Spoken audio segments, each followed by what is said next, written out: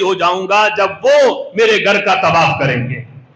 اس سلسلہ میں تفسیر قرطبی کے اندر یہ روایت بھی موجود ہے، نبی پاک علیہ الصلوۃ والسلام نے فرمایا بیت اللہ شریف کا تعارف پیش کرتے ہوئے اور اس کی تاریخ کو بیان کرتے ہوئے حضور فرماتے ہیں ھذا البیت خامس 15 بیتا، فرمایا یہ بیت اللہ شریف جو ہے یہ 15 گھروں میں سے ایک گھر ہے۔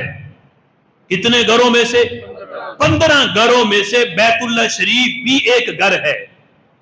وہ 14 کہاں ہیں؟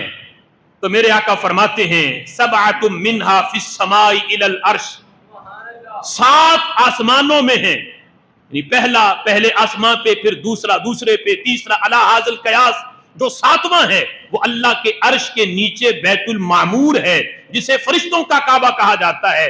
اسی طرح اگر کوئی ان کی پیمائش کرنا چاہے، جس جگہ پہ آج بیت اللہ شریف ہے سیم اسی جگہ پہ بالکل اوپر پہلے آسمان پہ بھی ایک گھر ہے جو وہاں کے فرشتوں کا قبلہ ہے، پھر اسی طرح دوسرے آسمان پر بھی ہے، تیسرے آسمان پر بھی ہے، جو ہر آسمان کے فرشتوں کا قبلہ ہے، اور 7 آسمانوں کے اوپر بیت المعمور ہے جو عرش کے نیچے جو فرشتے ہیں ان کا قبلہ ہے۔ فرمایا 7 تو آسمانوں پہ ہیں، 7 کہاں ہیں؟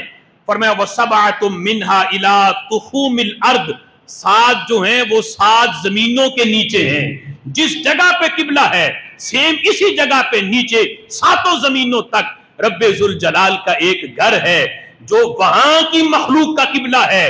فرمایا جو اللہ نے تمہیں قبلہ دیا ہے یہ بالکل سینٹر والا ہے، 7 اس کے اوپر ہیں، 7 اس کے نیچے ہیں، یہ وہ 15واں گھر ہے جو رب ذوالجلال نے 15 میں سے بالکل سینٹر والا اللہ تعالیٰ نے اپنی مخلوق کو روئے زمین پہ عطا فرمایا ہے۔